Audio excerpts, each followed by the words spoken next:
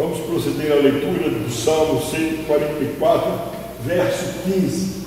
Salmo 144, verso 15. É um salmo muito conhecido de todos nós. Eu farei a leitura a primeira vez, depois eu gostaria que, na medida do possível, todos declamássemos esse versículo. Diz assim a palavra de Deus: bem-aventurado o povo a quem assim sucede. Bem-aventurado é o povo cujo Deus é o Senhor. Bem-aventurado o povo a quem assim sucede. Bem-aventurado é o povo cujo Deus é o Senhor. Vamos falar juntos? Bem-aventurado o povo a quem assim sucede. Bem-aventurado é o povo cujo Deus é o Senhor. Palavra do Senhor. Demos graças a Deus. Deus sentar, irmãos.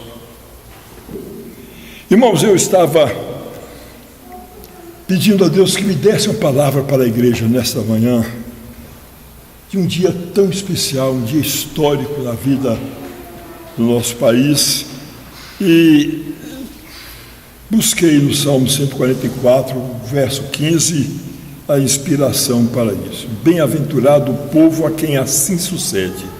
Sim, bem-aventurado é o povo cujo Deus é o Senhor. Em outra tradução diz: bem-aventurada é a nação cujo Deus é o Senhor. Quando o apóstolo Paulo chegou a Atenas, no meado do primeiro século, a cidade de Atenas era considerada a grande metrópole da intelectualidade. Era o maior centro universitário do mundo. Era o berço da filosofia e das artes. A terra dos grandes luminares do saber que encheram, que abarrotaram as bibliotecas com a sua erudita produção literária. Era a cidade de Péricles e Demóstenes. Era a cidade de Sócrates, de Platão e de Aristóteles. Contudo, por mais estranho que pareça, é nesta cidade, aspergida e bafejada pela mais refinada intelectualidade, adornadas pelos mais ilustres pensadores do mundo, que o apóstolo Paulo encontra a mais aguda e a mais crônica ignorância espiritual. É nesta cidade, berço da filosofia, que o apóstolo Paulo se confronta com a mais tosca e absurda idolatria. Nem sempre a intelectualidade refinada é seguida de uma espiritualidade sadia. Os atenienses eram doutores em filosofia, mas estavam imersos num profundo obscurantismo espiritual. A cidade estava infestada de deuses, assaltada e tomada de ídolos. O apóstolo Paulo viu-se cercado e confrontado com uma verdadeira floresta de imagens ao caminhar pelas ruas de Atenas. Plínio, a respeito, asseverou que ao tempo de Nero, Atenas estava ornamentada por mais de 30.000 estátuas públicas. Petrônio, por sua vez, disse que era mais fácil encontrar um deus em Atenas do que um cidadão em suas ruas. E olhe que a população de Atenas era expressiva para a sua época. Cada templo, cada portão, cada pórtico, cada edifício tinha as suas divindades protetoras. Não é diferente a situação hoje. O homem moderno está se tornando um gigante da ciência. Amplia de forma colossal os horizontes do seu conhecimento. A cada dia ficamos estupefatos diante dos prodígios fantásticos engendrados pela capacidade humana. Vivemos num paraíso tecnológico. O futuro, com certeza, chegou e está presente. A medicina prodigiosamente traz a lume descobertas magníficas. Estamos encantados e esperançosos com os avanços da genética. As viagens interplanetárias e a pesquisa do espaço sideral nos deixam boquiabertos. No campo das comunicações, o desenvolvimento supera todas as previsões, mesmo que feitas pelos mais otimistas futurólogos. Mas, amados, à medida que damos passos tão largos rumo ao progresso científico e tecnológico, estamos vivendo um retrocesso moral e um entorpecimento espiritual. À medida que o homem contemporâneo atinge as alturas excelsas do progresso e fica inebriado pelas luzes do conhecimento, ele também mergulha a sua alma nas camadas mais abissais da confusão moral e da cegueira espiritual. Certa feita, e essa história todos conhecemos, Diógenes saiu às ruas de Atenas em pleno meio-dia, sol a pino, de lanterna acesa, como que procurando atentamente alguma coisa. Alguém surpreso o interpelou: ó sábio Diógenes, o que procuras? Ele respondeu: procuro um homem. Onde se conclui que era de fato crítico o quadro axiológico da época. Os valores estavam subvertidos. Não obstante, havia uma multidão de deuses em Atenas. Para cada situação havia um deus. Havia um deus para o fogo e outro para a água. Havia um deus para o amor e o outro para a guerra. Havia um deus para o mar e outro para a terra. Para tudo havia uma divindade. Além disso, os atenienses acreditavam que esses deuses eram caprichosos, iracundos e vingativos. Se eles não fossem servidos e se não lhes fizessem oferendas, e ainda se não lhes dedicassem um altar, eles derramavam sobre os homens sua fúria vingativa. Foi então, queridos, que os atenienses, temendo os seus muitos deuses, preocupados de se esquecerem de algum deles, ergueram um altar ao Deus desconhecido. Com isso, pensavam eles conseguir apaziguar a ira do Deus esquecido e negligenciado. É a partir desse altar que São Paulo começa a falar sobre o verdadeiro Deus, o Deus que era desconhecido dos atenienses. Com uma tremenda demonstração de bom senso, o apóstolo Paulo inicialmente elogia a religiosidade dos atenienses, mas a seguir deseja falar-lhes de uma verdade incontestável e por isso despeja um ataque arrasador contra a idolatria. E encontramos no livro dos Atos dos Apóstolos, capítulo 17, dos versos de 21 a 23, este registro.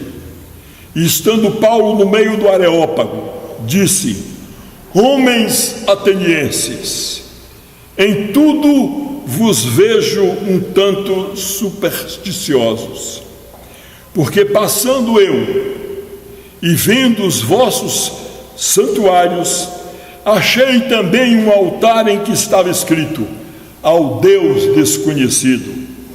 Esse, pois, que vós honrais não conhecendo, é o Deus que eu vos anuncio. O Brasil, meus queridos irmãos, é considerado um dos maiores países cristãos do mundo. Todavia, pratica um cristianismo equivocado. Como brasileiros, é nosso dever inquestionável respeitar a opção religiosa de qualquer iniciativa. O que não podemos, todavia, é fechar os nossos ouvidos ao que nos ensina a santa palavra de Deus. Vejamos o que está escrito na Bíblia, e eu uso aqui as edições paulinas. Efésios 5, verso 5. Sabei, pois, isso: nenhum incontinente ou impuro ou avarento que é idólatra tem herança no reino de Cristo e de Deus. Em 1 Coríntios, na epístola que Paulo escreveu, capítulo 12, verso 2: sabeis que outrora, quando ereis gentios, deixáveis conduzir-vos aos ídolos mudos, segundo éreis guiados. E na segunda epístola, também aos Coríntios, no capítulo 6, 16: que ligação há entre o santuário de Deus e os ídolos? Porque nós somos santuário de Deus, do Deus vivente.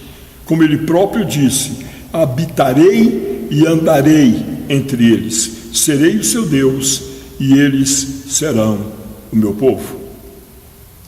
O fato é que a nossa nação sempre esteve enterrada, e principalmente agora, numa grande confusão. Refiro-me à falta de integridade. Os marcos foram arrancados. Nossos governantes perderam o referencial. Estamos no meio de uma grande confusão moral. Os governantes desacreditados e o povo pasmo e desiludido. Em quem confiar?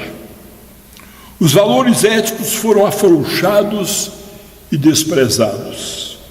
O Deus da nossa pátria não é certamente o Senhor Deus Todo-Poderoso, o Pai de nosso Senhor Jesus Cristo, o grande El Shaddai Adonai. O Deus de muita gente não é talvez uma estátua, mas a tara pelo prazer insaciável. A idolatria se manifesta em qualquer atitude ou prática que destrona o Senhor Deus do seu altar. Quando se substitui a busca de Deus e a sua companhia, a sua presença, por qualquer outra coisa, estamos praticando a idolatria. O pecado da idolatria é praticado quando você coloca o seu trabalho antes de Deus. Você cai na idolatria quando dedica a uma pessoa maior amor do que o amor que você deveria sentir por Deus. Você peca quando pratica a idolatria substituindo Deus pelos prazeres efêmeros deste mundo. Como afirma Hernandes Lopes, ele conduz seus súditos com coisas agradáveis aos olhos, com diversões fantásticas, com sensações arrebatadoras, põe em suas mãos a taça transbordante das delícias, mas depois lhes faz definhar a alma e lhes dá veneno para ser sorvido. Vivemos numa sociedade hedonista. Hoje, há muitos altares levantados a essas divindades. Há multidões prostradas nesses altares. Não são poucos, meus irmãos, aqueles que buscam o prazer da vida nas diversões frívolas, no teatro blasfemo, no cinema pornográfico, nas bebidas destruidoras, nas drogas mortais, no sexo desenfreado, no jogo sedutor, nas riquezas, no sucesso, na fama e nas glórias deste mundo. Vivemos hoje numa sociedade imediatista e descartável. Os homens banalizam a virtude, zombam dos valores morais graníticos e tripudiam sobre os compromissos duradouros. É por isso que a família está nessa crise medonha. O que importa hoje não é ser fiel. O que interessa é o prazer imediato, é viver no agora, sem pensar no amanhã e sem investir no futuro. Nossa sociedade hedonista não quer saber o que Deus diz. Ela não se importa com a palavra de Deus. O que conta é se a pessoa se sente bem. A busca não é pelo que é certo, mas pelo que dá certo. O interesse não é pela verdade, mas pelas vantagens. O propósito não é agradar a Deus, mas sentir prazer. Como consequência, a sociedade está colhendo os frutos podres desta semeadura maldita. Milhões de jovens estão apodrecendo no atoleiro das drogas. Os cartéis do narcotráfico, vestidos de couraça de ferro, ao arrepio da lei e desafiando as autoridades, exercem um poder paralelo e despejam sobre as famílias odiernas esse veneno infernal das drogas que tem ceifado tantas vítimas e provocado tantas atrocidades. A promiscuidade sexual atingiu níveis insuportáveis. Os motéis, verdadeiros prostíbulos, crescem como cogumelos às margens das nossas rodovias e nos subúrbios das nossas cidades, nas barbas das nossas autoridades, sem nenhum grito de inconformação. A prostituição infantil e o turismo sexual têm acarretado ao Brasil uma péssima fama. Tudo isso, meus irmãos queridos, anotem, tudo isso, absolutamente tudo, é o que se chama corrupção.